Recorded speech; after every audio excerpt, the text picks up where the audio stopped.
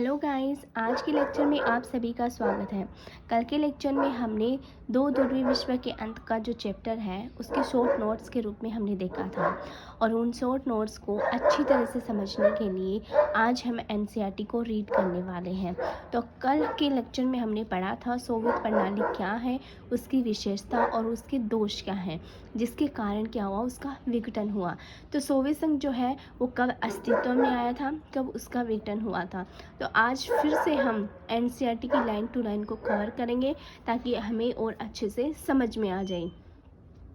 तो सोवियत गणराज्य, Soviet Samajwadi Soviet गणराज्य यूएसएसआर इसको इंग्लिश में बोला जाता है। ठीक है, अब सोवियत संघ की विचारधारा क्या थी, समाजवादी और साम्यवादी। ठीक है, तो इसने बोला है कि समाजवादी सोवियत गणराज्य रूस में हुई थी। इनकी जो सोवियत संघ है इसका ये जो है इसका उद्भव रूस से हुआ था। 1917 की समाजवादी क्रांति के बाद अस्तित्व में आया था।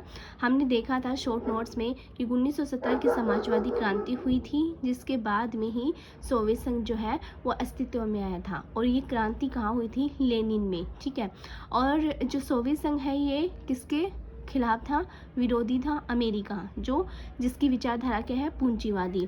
इसमें यह क्रांति पूंजीवादी व्यवस्था के विरोध में हुई थी और समाजवाद के आदर्शों और समता मूलक समाज की जरूरत से प्रेरित थी।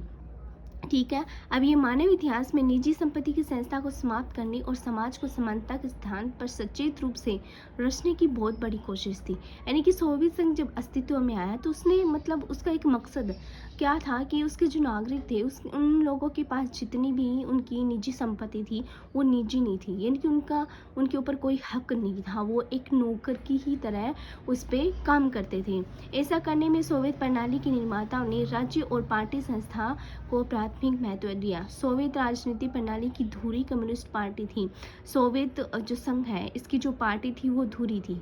शीत युद्ध के दौर में हमने देखा था पश्चिमी और पूर्वी, ठीक है, उसमें दो राष्ट्र थे जिसमें हमने पार्टी के बारे में बात की थी, तो धुरी और मित्र राष्ट्र। ठीक है, तो धुरी जो कम्युनिस्ट पार्टी थी वो पूर्वी देश जिसको हम क्या बोलते हैं, सोवियत संघ। ठीक है, इसमें किसी अन्य राजनीतिक दल या विपक्ष के लिए जगह नहीं थी। अर्थव्यवस्था, योजना और राज्य के नियंत्रण में थी। मतलब जो भी कुछ होता था वो एक राज्य के ही नियंत्रण में था।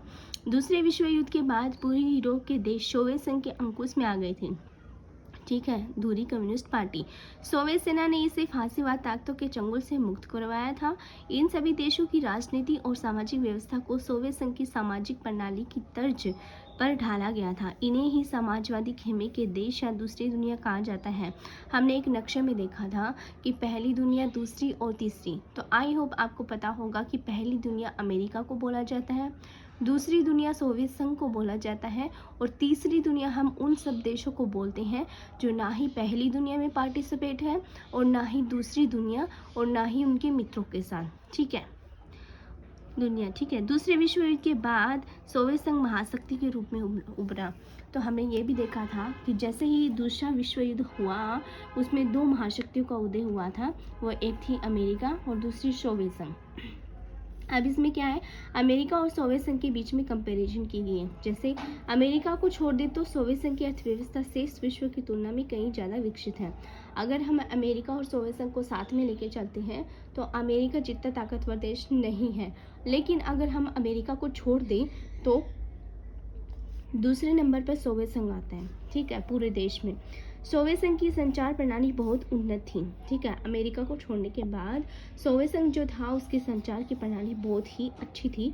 उसके पास विशाल ऊर्जा के संसाधन भी थे। फॉर एग्जाम्पल खनिज तेल, लोहा, इस्पात तथा मशीनरी उत्पाद उसमें शामिल थे। ठीक है, बहुत अच्छा क्वेश्चन बन रहा है। ठीक है, कि जो सोवियत संघ है उसमें ऊर्जा के संसाधन थे, पर कौन कौन से थे, खनिज तेल, लोहा, इस्पात, मशीनरी उत्पाद। एक क्वेश्चन यहाँ ये भी बन रहा है कि सोवियत संघ की संचार प्रणाली कौन सी प्रणाली, सोवियत संघ की ऐसी कौन सी प्रणाली थी जो उन्नत थी। तो संचार प्रणाली जो थी वो उन्नत थी। नेक्स्ट है, सोवियत संघ के दूर दराज के इलाके भी आवागमन की सुव्यवस्थित और विशाल प्रणाली के कारण आपस में जुड़े हुए थे। सोवियत संघ घरेलू। ठीक है, अब इसमें घरेलू के बारे में बात की जा रही है। सोवियत संघ घरेलू उपभोक्ता उद्योग भी बहुत उन्नत था। और पिन से लेकर कार तक सभी चीज़ों का उत्पादन वहाँ से होता था।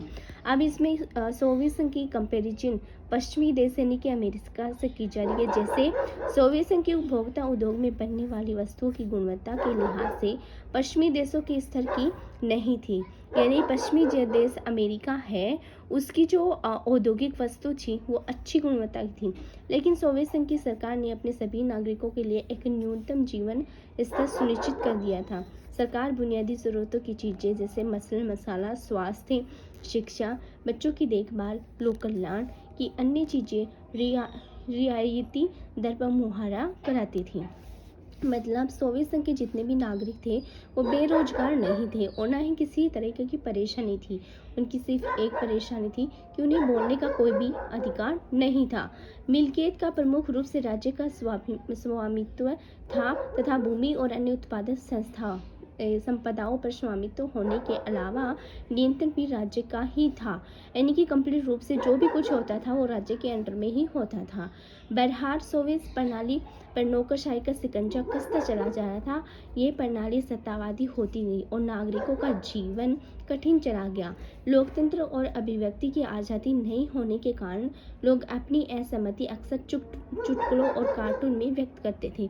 जो हमने शीत युद्ध का दौर जो चैप्टर था हमने उसके अंदर हमने देखा था कि जो सोवियत संघ के जो लोग थे, नागरिक थे, उन्होंने अपनी अभिव्यक्ति कार्टून के थ्रू शो की थी। सोवियत संघ की अधिकांश संस्था में सुधार की जरूरत थी। सोवियत संघ ने एक दल यानी कम्युनिस्ट पार्टी का शासन था और दल का सभी संस्थाओं पर गहरा अंकुश था। ये दल जनता के प्रति जवाबदेह नहीं था। जनता ने अपनी संस्कृति और बाकी मामलों की साथ संभाल अपने आप करने के लिए 15 गणराज्यों को आपस में मिलकर सोवियत संघ बनाया था। यानी कि सोवियत संघ जो है वो 15 गणराज्यों से 15 गणराज्यों से मिलकर बना है, लेकिन पार्टी ने जनता की इस इच्छा को पहचानने से इनकार कर दिया था। हालांकि सोवियत संघ के नक्शे में रूस संघ के 15 गणराज्यों में से एक था, यानी कि 15 गणराज्य तो था ही, लेकिन रूस उसमें उन सब 15 में से एक था। लेकिन वास्तव में रूस का हर मामले में प्रभुत्व था। अन्य क्षेत्रों की जनता अक्सर उपेक्षित और दमित महसूस करती थी। मतलब कि हर तरीके से उन्हें क्या हो, घुटन सी महसूस होती थी। हथियारों की होड़ में सोवियत संघ ने समय समय पर अमेरिका को बराबर की टक्कर दी, लेकिन उसे उसकी भारी कीमत चुकानी पड़ी। सोवियत संघ भी जताना चाहता था कि जिस तरीके से अमेरिका ताकतवर है उस तरीके से मैं भी ताकतवर हूँ। इस होड़ में जब वो उसके साथ टकराया तो उसे बहुत भारी कीमत चुकानी पड़ी थी। सोवियत संघ प्रौद्योगिकी और बुनियादी ढांचे जैसे मसलन परिवहन ऊर्जा के मामले में पश्चिमी देशों की तुलना में पीछे रह गया। दो चीज़ों में हमने पीछे देखा है इसको, एक तो औद्योगिक वस्तुओं के रूप में, दूसरा प्रौद्योगिक बुनियादी ढांचे जैसे परिवहन के मामले में, मसलन के मामले। लेकिन सबसे बड़ी बात तो यह थी कि सोवियत संघ अपने नागरिकों की राजनीतिक और आर्थिक आकांक्षाओं को पूरा नहीं कर सका।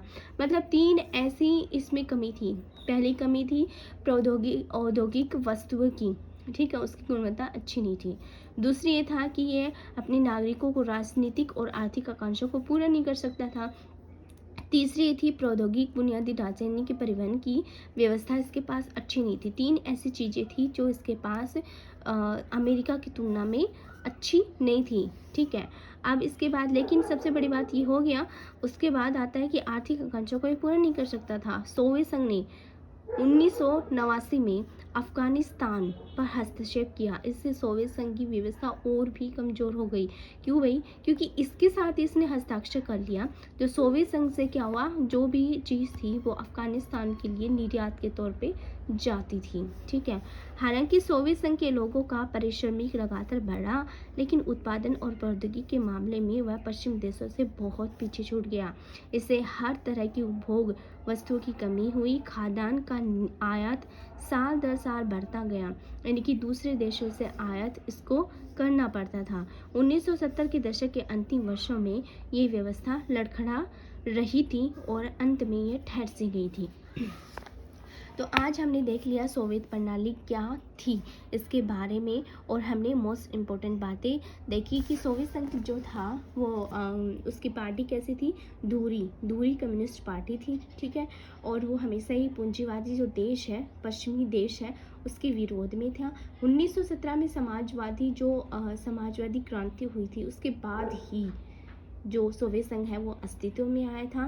कौन सी चीज़ें जो है सोवियत संघ की अच्छी थी, तो वो चीज़ें थी इसका सबसे अच्छा था किस मामले में कि इसके पास सोवियत संघ जो है इसके पास खनिज के संसाधन जैसे खनिज तेल, लोहा इस्पात, मशीनरी उत्पाद ईटीसी क्या थे, इनके पास सुव्यवस्थित थे। और अपने देशों को क्या कराता था, स्वास्थ्य संबंधित, ठीक है, और शिक्षा, बच्चों की देखभाल, लोक कल्याण और अन्य जो चीज़ें हैं वो उनको प्रोवाइड करवाता था। मतलब सोवियत संघ का कोई भी जो नागरिक है वो बेरोजगार नहीं था, लेकिन उसके खुद के पास भी कुछ नहीं था। नौकरशाही के रूप में वो सोवियत संघ में काम करते थे। और ये सब हमने मोस्ट इम्पॉर्टेंट बातें कर ली हैं। आई होप आपको अच्छे से समझ में आ गया होगा। इसके साथ ही सोवियत संघ के नेता यहाँ पर दे रखे हैं, ठीक है, व्लादिमीर लेनिन, ठीक है। तो जो क्रांति 1917 में हुई थी लेनिन में, ठीक है, 1870 से 1924 तक ये थे, हैं बोल्शेविक कम्युनिस्ट पार्टी के संस्थापक थे, ठीक है। 1917 में रूसी क्रांति के नायक और क्रांति के बाद के सबसे मुश्किल दौर 1917 से 1924 में सोवियत समाजवादी गणराज्य के संस्थापक अध्यक्ष मार्क्सवाद के असाधारण सिद्धांतकार और उसे अमली जामा पहनाने में महारथी, पूरी दुनिया में समाजवाद के प्रेरक स्रोत, ठीक है। तो हमने इसके बारे में पढ़ा था, है। अब ये मोस्ट इम्पोर्टेंट बातें हमने एनसीईआरटी की लाइन टू लाइन कवर कर ली है। कल के लेक्चर में हम इससे रिलेटेड क्वेश्चन करने वाले हैं, और उससे नेक्स्ट लेक्चर में हम अपनी एनसीईआरटी और शॉर्ट नोट के साथ आगे बढ़ेंगे। आई होप आपको ये अच्छे से समझ में आ गया होगा। So thank you guys.